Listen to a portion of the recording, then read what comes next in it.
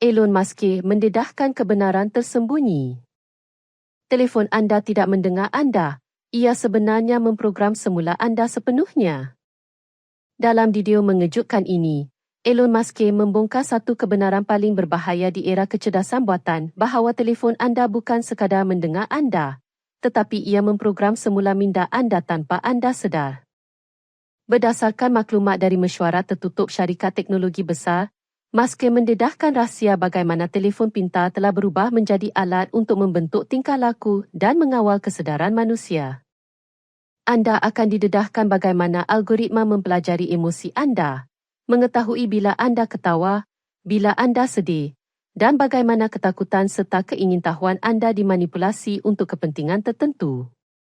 Anda akan faham sebab setiap warna, bunyi, dan notifikasi direka secara tepat untuk mencuri perhatian anda, menjadikan anda sebagai komoditi dalam sistem ekonomi perhatian. Jika anda fikir anda mengawal telefon anda, video ini akan membuka mata anda kepada kebenaran yang membimbangkan, telefon yang sebenarnya mengawal anda. Dengarlah dengan baik apa yang akan saya katakan sekarang. Ia mungkin mengganggu anda, membuat anda cemas, dan mungkin membuat anda ingin menutup video ini serta-merta. Namun jika anda berani tonton hingga habis, anda akan mendengar sesuatu yang belum pernah dikatakan sebelum ini, satu kebenaran yang dialami seluruh dunia, tetapi hanya sedikit yang berani menghadapinya. Telefon anda tidak mendengar anda, ia memprogram semula anda. Ia tidak mengintip kata-kata anda, tetapi perasaan anda. Ia tidak merakam suara anda, tetapi mempelajari fikiran anda. Ia tidak mahu tahu apa yang anda katakan, tetapi bagaimana perasaan anda ketika bercakap. Bahaya sebenar bukanlah dalam pengawasan, tetapi dalam penstrukturan semula, mengubah anda menjadi versi baru diri anda tanpa anda sedari. 3 minggu lalu, saya menghadiri mesyuarat dengan salah seorang ketua pembangunan kecerdasan buatan di sebuah syarikat global. Semasa perbualan, dia berkata sesuatu yang saya tidak boleh lupa. Kami telah berjaya menghubungkan otak manusia dengan mesin, tetapi kami tidak perlu menanamkan apa-apa di dalamnya. Kami berjaya membuat orang membawa alat itu sendiri. Saya terkejut kerana menyangka itu gurauan, tetapi ia bukan. Dia membuka peranti dan menunjukkan data, gambar otak sebenar, laporan tentang tingkah laku manusia, dan eksperimen yang dijalankan ke atas jutaan pengguna. Pada masa itu saya faham kebenaran, telefon bukan alat di tangan anda, tetapi anda adalah alat di tangannya. Setiap sentuhan, setiap leretan, setiap notifikasi, setiap getaran, adalah hasil eksperimen sains yang tepat dan psikologi rumit.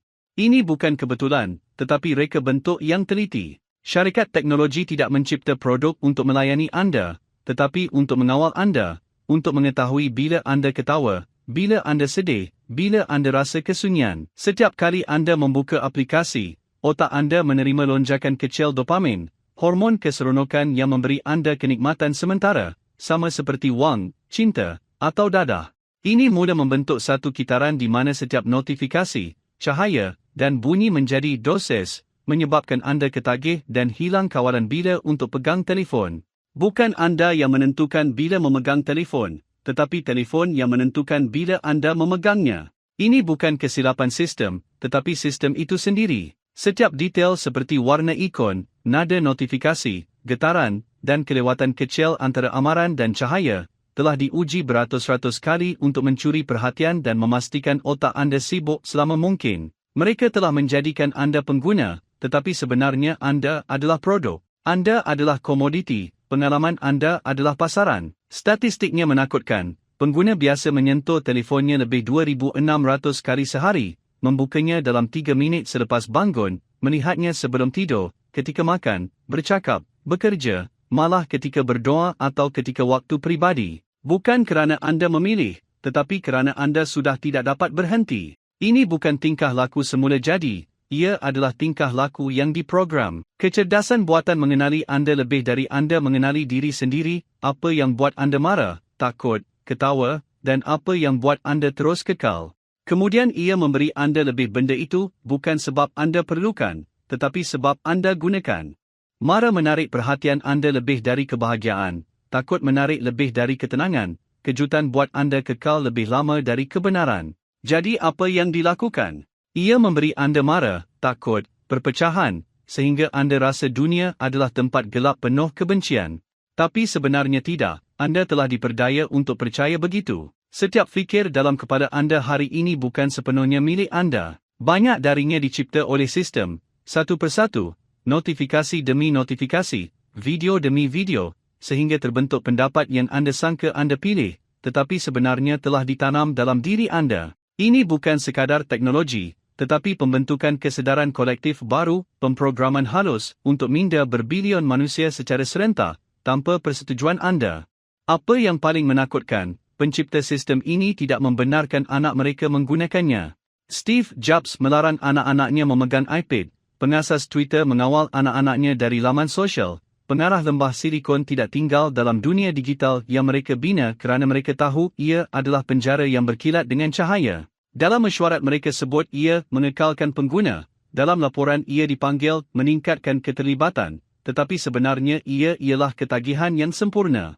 Saya sendiri telah melihat penyelidikan dalaman yang menunjukkan penggunaan platform ini meningkatkan kebimbangan, kemurungan, dan kesunyian. Mereka tahu remaja hilang keyakinan diri akibat perbandingan berterusan. Mereka tahu minda sedang diprogram semula, tapi mereka tidak berhenti kerana berhenti bermakna kerugian, dan kerugian bermakna akhir. Mereka tidak mahukan kesedaran anda, mereka mahukan perhatian anda, masa anda, mereka mahu anda kekal ketagih kerana semakin lama anda tinggal, semakin banyak mereka untung. Tetapi kebenaran terbesar ialah ini, anda tidak patah, anda diprogram. Apa yang diprogram boleh diprogram semula. Anda boleh mulakan semula, ambil semula kawalan, dapatkan kembali minda, fokus, ketenangan, dan kemanusiaan anda.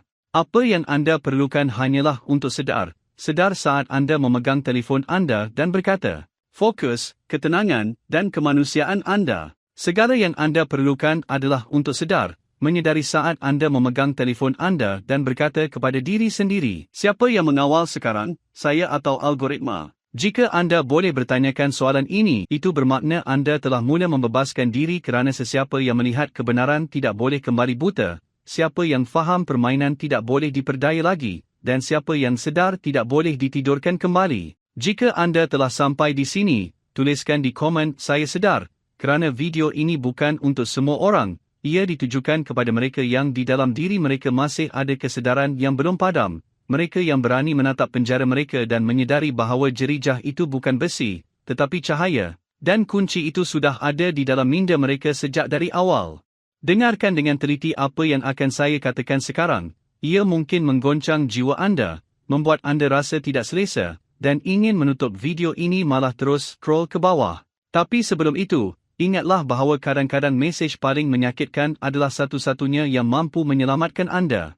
Telefon anda bukan sekadar mendengar, ia membaca anda. Ia tidak peduli apa yang anda kata tetapi apa yang anda rasa ketika berkata-kata. Ia tidak sahaja merekod kata-kata anda tetapi merekod ketakutan, rasa ingin tahu, kesedihan, kegembiraan anda dan mempelajarinya untuk kegunaan menentang anda. Bahaya sebenar bukan dalam pengintipan, tetapi dalam pemprograman semula minda anda secara perlahan dan senyap tanpa anda sedari. Dan anda sekarang, pada saat ini, sedang berada di tengah-tengah proses itu. Baru-baru ini saya duduk bersama salah seorang ketua pembangunan kecerdasan buatan di sebuah syarikat besar. Dia memberitahu dengan suara tenang, kami sudah membina hubungan antara otak manusia dan mesin. Kami tidak perlu menanamnya, kami cuma buat orang memegangnya sendiri. Saya tersenyum, menganggap dia bergurau, tetapi dia tidak. Dia tunjukkan data, peta otak, kajian tingkah laku, dan saya sedar kebenaran mengerikan itu. Telefon bukan alat yang anda gunakan. Sebaliknya anda adalah alat yang digunakan. Setiap klik, setiap pemberitahuan, setiap sapuan jari adalah bukan rawa, tetapi eksperimen makmal ke atas anda. Setiap kali anda buka aplikasi, otak anda dilepaskan sedikit dopamin, bahan yang sama dengan yang dikeluarkan semasa berjudi atau menggunakan dadah. Rasa gembira sesaat itu bukan kebetulan, ia direka dengan teliti. Syarikat teknologi tidak hanya menggaji pengatur cara, malah saintis saraf, doktor psikologi, dan pakar ketagihan untuk mencipta sistem yang membuatkan anda sukar lepas dari telefon anda. Tahukah anda, purata orang menyentuh telefon lebih 2,600 kali sehari, membukanya dalam 3 minit selepas bangun, melihatnya semasa makan, semasa berbual, malah semasa waktu pribadi. Anda tidak memilih, tetapi telah diprogram untuk berbuat demikian. Warna, bunyi, Getaran diperiksa ribuan kali untuk memastikan anda kekal terjaga, notifikasi merah yang membangkitkan keresahan, bunyi amaran pendek yang menaikkan denyutan jantung sebanyak 9%. Semua ini bertujuan menjadikan anda tahan lama terpaku pada skrin. Tetapi yang lebih parah, algoritma mengawal minda anda. Ia tahu apa yang membuat anda marah, takut, senyum, dan memberinya lebih banyak untuk memastikan anda kekal terikat, bukan demi kebaikan anda. Post yang anda lihat bukan kebetulan, berita yang anda baca tidak neutral, semuanya direka untuk membuatkan anda marah, berpecah, dan cemas supaya anda terus terikat. Setiap saat perhatian anda bernilai keuntungan bagi mereka. Anda bukan pelanggan, anda adalah produk. Barang dagangan bukan aplikasi itu, tetapi anda, emosi, keputusan, fikiran anda semuanya dijual dalam ekonomi perhatian baru. Akibatnya, satu generasi hilang keupayaan menumpukan perhatian. Remaja menghadapi kebimbangan dan kemurungan akibat perbandingan berterusan, minda mereka penat mencari ketenangan pada alat yang menyebabkan keletihan itu. Apa yang hilang bukan hanya masa anda, tetapi kewujudan anda, keupayaan untuk hadir sepenuhnya, mendengar, berfikir, dan merasai tanpa gangguan algoritma yang tahu apa yang anda fikirkan sekarang. Anda mungkin berkata, saya bukan ketagih, saya boleh berhenti bila-bila. Namun itulah yang semua ketagih katakan, dan suara dalam diri yang cuba membenarkan ketagihan itu bukan anda. Ia pemprograman yang mempertahankan dirinya. Tanya diri dengan jujur, bilakah terakhir kali anda habiskan sehari penuh tanpa sentuh telefon? Bilakah terakhir kali anda habiskan 1 jam sepenuhnya dengan diri sendiri tanpa gangguan? Bilakah anda memandang muka orang yang anda sayang tanpa mengalihkan perhatian kepada notifikasi? Jika anda tidak ingat, itu tanda ketagihan lebih dalam dari yang anda sangka. Saya tahu, saya pernah melalui situasi itu juga. Sehingga datang satu hari anak saya bertanya soalan yang mematahkan hati saya. Ayah, kenapa abang lebih suka telefon daripada saya? Saya tersenyum dahulu, kemudian menafikannya. Saya cuba menjelaskan kepadanya, tapi dia terus memandang saya dengan mata yang jujur dan berkata, kalau begitu, kenapa awak memandang telefon itu lebih daripada saya? Saya terdiam kerana saya sedar dia benar. Saya sedang duduk di hadapan anak saya, tubuh saya berada di situ. Tetapi fikiran saya tertumpu pada skrin telefon. Saat itu mengubah segalanya. Saya sedar bahawa walaupun dengan ilmu dan pengalaman saya tetap hamba kepada sistem yang saya sendiri cipta. Bagaimana pula nasib mereka yang tidak sedar asal-usul permainan ini? Sejak hari itu, saya putuskan untuk melawan. Saya tidak membenci teknologi, saya membinanya, tetapi saya menolak ia digunakan untuk memusnahkan kemanusiaan kita. Saya matikan notifikasi, larang telefon di meja makan. Tidur 1 malam tanpa telefon, pada mulanya malam itu sangat sukar. Otak saya menjerit, ada sesuatu yang terlepas, ada perkara penting. Namun selepas beberapa hari, kesunyian itu mendamaikan. Saya mula mendengar tawa anak-anak, nafas isteri, suara pemikiran saya sendiri, dan saya mula mendapatkan semula diri saya. Di situ saya sedar, yang mereka curi daripada kita bukan sekadar privasi, tetapi ketenangan yang kita temui dalam diam, dalam perbualan jujur, dalam pandangan lama menatap langit. Ketenangan itu boleh kembali, tetapi ia memerlukan keberanian untuk mematikan telefon dan membuka minda. Lihat sekeliling anda sekarang, berapa ramai yang memandang skrin, berapa ramai yang hadir secara fizikal tetapi hilang fikirannya.